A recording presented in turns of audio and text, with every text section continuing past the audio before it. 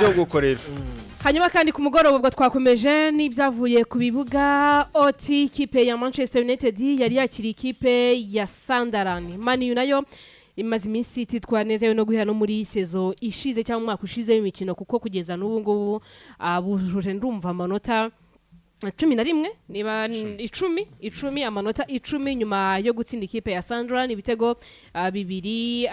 ku busa nk'uwitwa Mason Mount bisabye imikino iringo kugira ngo abone igitego cye muri iyi sezo ari nako kandi rutayizamu wabo mushya navuga Sesko igitego cye cya mbere oti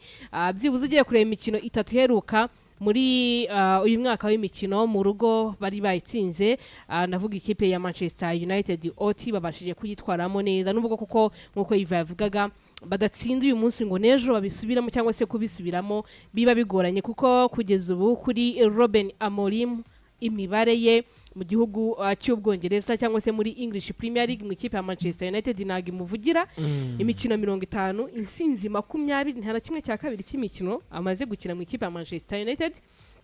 kunganya ku 9 gutsindwa imikino 21 byonyine niyo yatsinzwe ruta iyo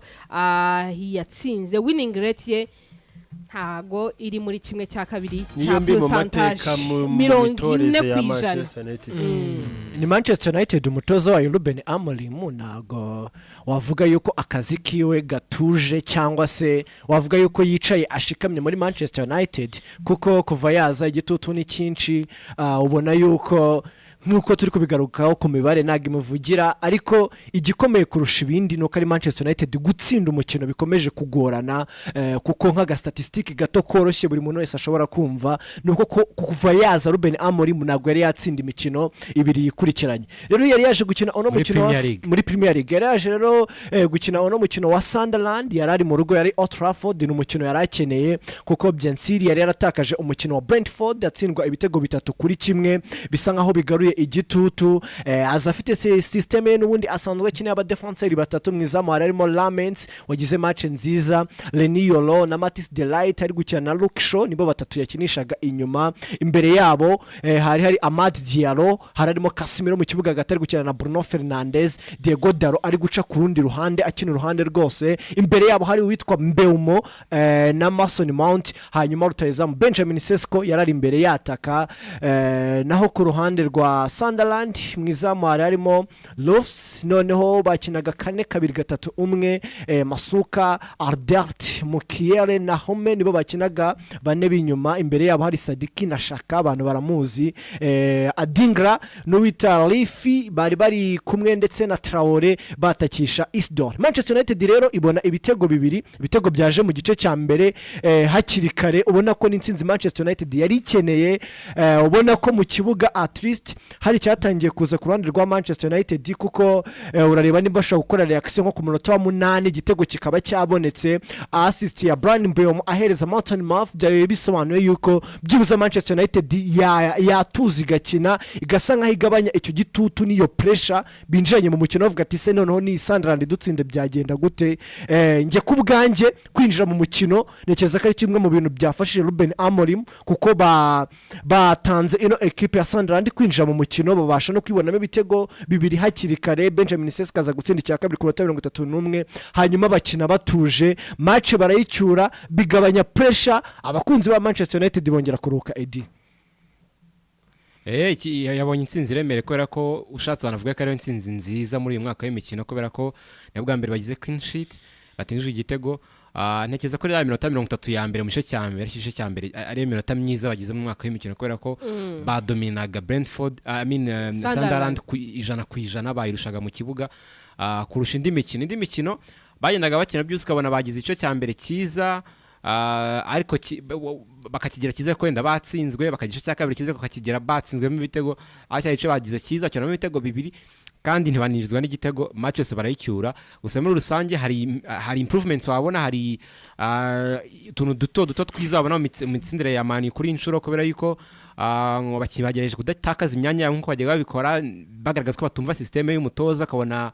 baratumwanya cyane abafuba kabiwe akora imasho byuze bagejeje gukina muri position zabo ikindi kandi urabona ko hari intensity bongere mu mikino imbaraga urabona umukino ashaka gusova mugenzi kuko si ukuvuga ko sinari tigeze girani gasa nk'idomino umukinnyi yahagize ahubwo ukabona abakinnyi barasubira inyuma biruka nimba bakomane abakinnyi babona ko barimo barakina ibintu barajya imbere cyane bakina high football ukana bazamutse cyane ariko byuze nimba bakubise contre attack kandi barasubira inyuma ari benshi Casemiro arajya gusova aba defenseur ana bafubaka nk'amadi arasubira inyuma inshuro nyinshi arakora akazi kare extra ariko ko ibintu byo gushyiramo imbaraga no shyiramo intensity mu mikino yabo bari bagifite ku munsi ejo ariko still hari inenge ubona mu mikino yabo nubwo abanyinsi ziragora kubona inenge zigihari cyane cyane nk'ama espace nk'ibyo by'umwanya uri hagati cyane cyane bateye contre attack umwanya uri hagati y'aba defenseur na midfielder bayo abari espace nini cyangwa hagati ya midfielder nabara abapemeka bari imbere habarimo space nini cyane kubona yuko Sandra ndanene kubakira kuri ibyo byihomani yagaragazaga ariko ntabwo akitaka ikindi kipe yose nka Liverpool cyangwa indere yose izanirwa kubikora rero idwo tuntu wenda Amorim gifite ko gukoraho uretse ko iyi ni insinzi nziza ndashaka gufatiraho ntabwo byeta bishimisha nk'umufana Man direct kora ko nta nk'ibyo ivuga ntabwo baragira igihe cyo kuvuga ngo bafite insinzi imwe n'indi ikurikiranya bazigira ebyiri gusa ikintu nakibona ikindi Amorim nje muri umukino akoze impinduka 5 mu bakinnyi yakinisha kuri match ya Brentford yazaye umunyezamu Senelamen wagize match nziza kubera yuko yakoze nka save 2 cyangwa 3 zagare ikipe mu mukino mu gice cya mbere shot yakuyemo ryo mu nguna abanyezamu akuramo amashoti nkari yo kwipoto neza ni bakeya mu gice cya kabiri minota ya nyuma yakoze 1v1 yakuye umupira asigaranye na rutazamu wa Sunderland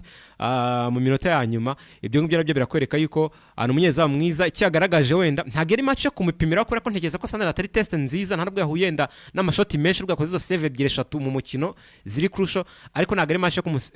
yo kumupimira gusa ntabwo babura kubona yuko n'umunyezamu urusha Bayindil n'umunyezamu urusha Tom Hitam muri make n'umunyezamu mwiza muri Man mu bahari ntekereza ko akomeye ko yanabanjemo akiri kare gusha match nkingi yakarigumye n'umunyezamu ubona ko ari mwiza cyane mu gukora imipira ku macross ibintu bikora muri Premier cyane ngera niyo championnat bakata macross menshi kandi yajya akora ama save ya macross ama corner akayakuramo afite confidence kako Man kimwe bintu na Ruben ngeze kubivuga ku munyezamu Man biragoye kubera pressure ufite nimba ikipe ifite pressure yose iri umunyezamu ibindi ariko bize ko ari muto yagaragaje ko afite confidence afite cyizere mu izamu arasakuriza aba defense ateka ari mutoya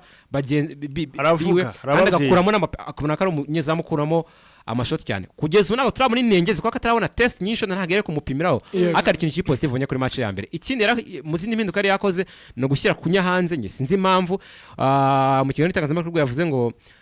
Mount yabonaga ari umukinnyi mwiza wo kubanzamo kandi Mount yagize match nziza yagaragara Mount mu kibuga kandi Mount ni wa mukinnyi ukina hagati mu kibuga turuze kubona ngo araza gufata ball y'imino umuntu afite amaskills menshi aracenga umwe acenga babiri atange pass ariko afite work rate dasanzwe mu kibuga arakora cyane aragenda imbere asubira inyuma ari unselfish akorera abagenzi bakaka umupira kandi ikindi we ari direct nk'igitego atsinze ni igihame cyabyo umupira afashe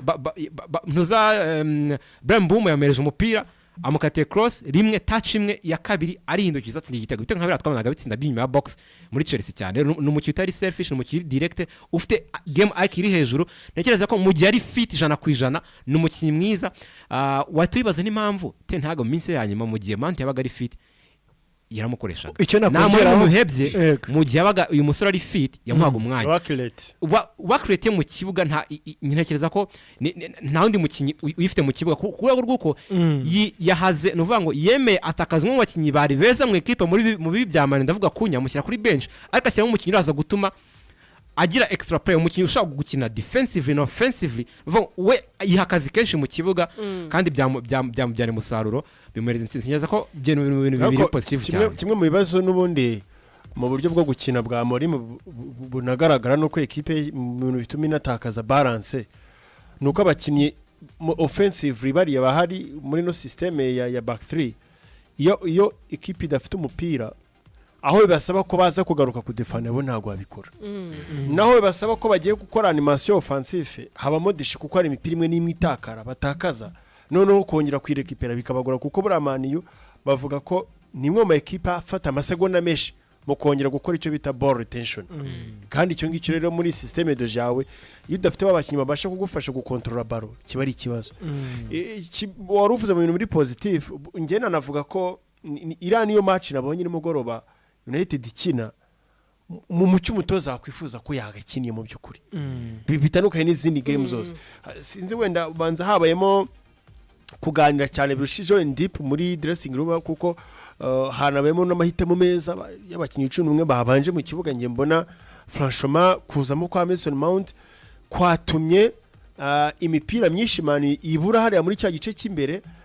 cyangwa se no kuba yaba nafite capacity yo kuba ari umukinnyi ukora cyane ushaka kugaruka kuza kudefanda byabafashije ahubwo bikatuma iyo ufashe Mateus Cunha ndetse na Bruno Fernandes mu kibuga barimo bombi hari umwanya mu kibuga wangiritse twaribonye kuri match ari umwanya ubona ko wangirika kuko niba ufashe Bruno Fernandes ukamushyira muri role yo gukina box to box kandi iyo capacity ntago ayifite waba mwiza cyane ajya imbere kuko no mu busanzwe ni umukinnyi ufite discipline tactique nyinshi n'umukinnyi utumwanya wubona abari muri action ya baro ari kuburana tuntu ngutwo antaki captain ubona nyine bidahura so rero presence ya Mason Mount nyina abonye yashyize icyo kintu cya stability hagati mu kibuga noneho binaniyongera yuko wabonaga amakosa muri mediane atari menshi bigakubitiraho n'umukino mwiza wavuga ngiye nabonye Casemiro yagize ndetse na back 3 yawe yose ngiye mbona igitekerezo gitse cyo kubanzamo bara 11 ari amahitamo yari mazima mu by'ukuri byatanze umusaruro ariko hariho no kuba Sunderland ubwo itateze threat kuko abonaga nayo mu mukino basa nka iri timide idashaka gukora attack nyine zirapide zihuse kugira ngo profite kiriya cyanya kiba kirimo hagati ya defense na mediane kuko uba ufite equipe yihuta iri rapide ufite playmaker cyangwa se babakinnyi bo hagati mu kibuga bahita bakura ball tension bihuse attention man yatsinda ibitego kuri cyo ngikivuga cyo kwihuta Mason Mount ikindi kintu hereje Manchester United ku mugoroba nge nabonye bura Benjamin Sesko ari kintu Manchester United igira Mason Mount agira cya pressing cyo kwihuta agashyiramo imbaraga bakajya kwatakira equipe wayo kuri abari muri build up bari gutangiza Mason Mount n'umukinnyi ushobora kugufasha ikindi kuva aza muri Manchester United ava mu ikipe ya Chelsea ndabyibuka byari mu kwezi kwa 7 muri 2023 ubona yuko nago yari yajya mu bihe bye byiza cyane byo gufasha Manchester United bisobanuye iki bazanye Cunha arabizi ko ari umukinnyi mwiza cyane ko Ruben Amorim anamutekereza nk'umukinnyi yazubakiraho umukino umwanya muto rero Mason Mount abonye ni umwanya wo gukoresha kugira ngo awubyaze umusaruro umutoza mugirira icyizere kuko yasinye amasezerano y'imyaka 5 uyu n'umwaka wa 3 ari gukina urumva ko byanga byakunda igihe cyamujyanye akeneye gukora akaba yatanga umusaruro muri Manchester United hanyuma tuva ku ikipe ya Manchester United amanota 10 imikino 7 insinzwi 3 ndetse n'insinzi 3 no kunganya kumwe ku kipe ya Manchester United dukurikije naho yasoreje Edi umwaka ushize utarabaye mwiza habe na gato kuri Mr iPad Ruben Amorim mu mwashi harya naye n'umwashi uyu mwaka byibuza mu Rwanda afite bahuriye hari ubona hari cyizere noneho byibuza yatangiye kubona amanota noneho hari cyizere byatanga koko nabwo wenda twavuga ati journée 7 hari icyo zigaragaje wenda ukurikije uko yiyubatse isoko yagiyeho uko equipe ari imeze umwaka ushize nuko imeze ubu na resultat bari gutanga icyizere wakigira gusa ntekereza yuko ni match nyinshi wagendaga ubona ko Man United ishaka kubigiye kugaruka kaguye icyizere ariko nyuma na imikata bipfa nko kuri match abantu uryo bayitsinze mu minota ya nyuma bakahita bajya muri international break nabwo mu kwa 9 bagarutse bisa nk'ibyasubira udubi City batsinda kuri akuntu 3 ku busa Sky mu bihe bibi match Chelsea uryo bayitsinze nayo binjiye mu mukino neza nubwo bayisoje nabi beta byengera bisubira udubi ntabwo wagira icyizere 100% nubwo uyu mukino rangi aka kandi ntekereza ko uri umufana mari murayirebera kure nuko banza kabire ko kare ya match kuyindi ukare ko bigenda ariko nyine ntekereza yuko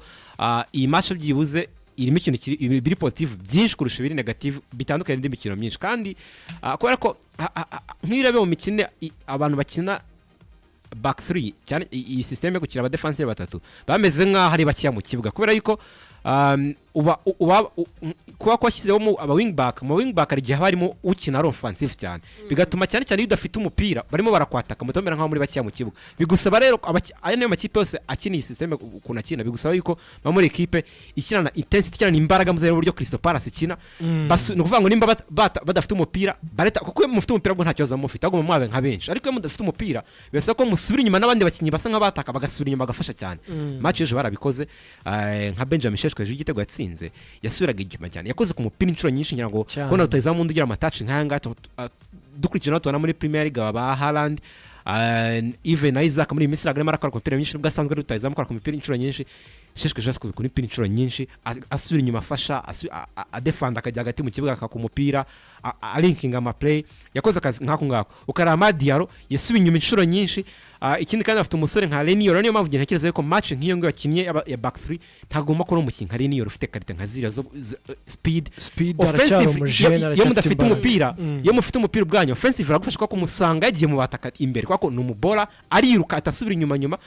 no mu kudefenda agufasha ko iyo mwugarijwe asubira inyuma ariruka ashaka gukubita speed acyari muto rero ntekereza yuko ibyo byari byemezo byiza kandi urabona yuko byibuze kimwe mu bintu bakoze Amorim kandi cyabashakamo abakinnyi anaho batanamubanaga no gushyira imbaraga cyane defensive na offensive uvuga ngo mutakaje umupira murasimya mwiruke mugakora mu kibuga gakomera nk'abantu mudafite sharpness cyangwa mudafite mugashyira imbaraga mu mukino intensity kandi babikoze kuri match nk'ingi ya Liverpool ntekereza ko bafite n'amirwe ko bayicyura bakabona nk'amanota apari ibyo ngibyo harimo no kuba ukurikije positivity zagaragaye muri match bakomerejeho nk'uko wari ubisobanuye byaba byo ariko harimo n'ikindi kintu mbona ngiye gikwiye kuba cyana kwiyongera rega game nk'izi ngizi y'ikina uburyo bwawe bwo gukina abakinnyi rimwe na rimwe barespondinga bakagaragaza ko ari aho batabwumva wenda wagira match nk'imwe bukabona bayikinye neza nk'ingi ya Sunderland kubera ko yari opponent Sunderland ntago ari ikipe muri no Premier League ukurikije uko yazamutse ubona ikipe nziza kare ya gatanu yego iri mu nziza zari kuko ikipe ishobora kuri muri top 6 ubu ngubu ni ikipe nziza niba ushobora kuba watsinda ikipe iri muri top 6 ukajyana performance impeccable nk'iriya njye mbona ari ibintu byo gukomeza gufatiraho cyane buri mukinyi cyo yakoze nibura match indi yakurikiye akaba kwitanga kurushijeho kandi bakani kuko ino formation ya back 3 bisaba ibintu bibiri by'ingenzi positioning no gukora positioning no gukora kuko niba mutakaje umupira biragusaba ko hamwe ugomba kubahagaze niho ugomba kuburi kandi no mu gihe munawufite no mu gihe mutawufite abakinnyi bari imbere pressing ikabanza ikabaheraho kugira ngo mubone uko muza kongera kuriteninga umupira kongera kuwugumana so rero ni ikintu cyo gushima mukurikije match uko ari imeze ariko nanone ikibazo ni kimwe uyu munsi biraba mugatsina match ejo bundi ukabona umutoza yisagira mu zindi shanjoma akoze ukurikije nka first 11 yari nimugoroba ubona ko mu byo yifuza gukina performance uri mukinnyi ukurikije uko wabonaga bakoze ubona aribo bakinnyi ubona bahari baklika muri system ubona ko bagegeza gufitinga even ariko ubejo bundi urabona Makwaya yagarutsemo ubone Mateus kunyagarutsemo Mr Montero njyavuyemo yongeye gushyira indi kunyengenekereze ko namanje muri akosa abakozi kwako yeri mu kibuga sitiraguheza akazi ukeneye ahubwo menya ngo abitwaye neza muri mukino wibasimbuza abana ndetse ko n'abakinnyi nabo ntabwo bafite abakinnyi bavuga ko nubwo turavuga amano yatsinze ntabwo igice cya mbere kimeze nk'icya kabiri asubiye inyuma hari nk'iminota yageze Sunderland ifite umukino yo gushaka nanone ifite ibitego bibiri uri iwawe oti umaze igihe utabona rezilita kandi ntekereza ko urari runini ruri ku bakinnyi nuko utagira gukora mu kibuga guhagije kudakora koko hari ngano barekura ukabona ko bameze nkaho bacitse intege aba n'abakinnyi yego bakeneye motivation y'umutoza ariko nimba ukine mani uri Bruno uri Shaw uri nde imyaka bafite ntago ari ikipe y'abakinnyi ntago ari gutakaza ikizere mu kintu ntago ari gutakaza imbaraga ne bacitse intege buryo batagira consistency mu minota 90 y'unyubwa bagira igice cya mbere cyiza n'icya kabiri ko ikintu mu bintu cyabananiye gufata igice cya mbere cyiza bagize ngo gikomereze igice cya kabiri kandi byibuze ugize match nziza nk'ingi ya Sunderland yose igufasha kubakira wundi rero birasaba ko izimbaraga bashyize koko bongeye intensity nuvuga ngo uko bakoze cyane kuko kuri match ya Liverpool babona result iyo rero twa Manchester United nanjye vuga ngo gatoya ikintu edavuga ndi kumwe na wijana kwijana kuko ngi kibazo cyo muri Manchester United nyibonera mu bushake bw'abakinnyi sometimes babudahari kuko ndabyibuka nko kuri match ifungura bakinnyemo na Arsenal batsinda igitego kimwe ngira ngo cyari cya Carafero ku munota wa 13 match gitangira so tuvuga ngo twese twashimye uburyo Manchester United yakinnye wabonaga ko bafite imbaraga yaravuze ngo dukinye gutya nta kipe nimwe tutatsinda bari bafite ubushake bavuga ngo iyi ni Arsenal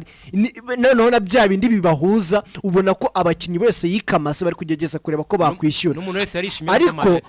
ariko aho byabereye ikibazo nuko ibyakurikiyeho byabaye bibi kurushaho kuko icyo gihe banganyije na Fulham bukiye bajya guseserwa muri FA Cup n'ikipe mu kiciro cya 4 hanyuma bisubira inyuma ariko ubu ngubu bahere kuri no result ya Sunderland ya 2-2 nekereza ko kujya kwa Liverpool azaba ari igipimo gifatika kugira result positive uvana kuri Liverpool ni ukuvanaho umuvumo 1 kuvuga ngo ni igitsinda imikino ibiri ikurikiranye cyaba kivuyeho. Icya kabiri gutsinda Liverpool kuko birashoboka turebye ibihe bibi Liverpool irimo byagufasha noneho niyo morale na boost no kwegera imbere ku rutonde kuko butuvuganira ku mwanya wa 9 yongeye kwisanga handi yahoze yaje imbere nekereza ko byaba bigiye gutanga ishusho y'umwaka mwiza cyane. Hanyuma ngo iyo Sunderland twavugaga nayo iyiri imbere ho gato ku mwanya wa 7 n'amanota 11 ariko ishobora kurara inatakaje mu gihe ikipe ya Manchester City iyiri inyuma yarara yikoreye akazi kuko iyi Sunderland irusha inota rimwe gusa niyo Chelsea ya promoka ikavuka ku mwanya wa 6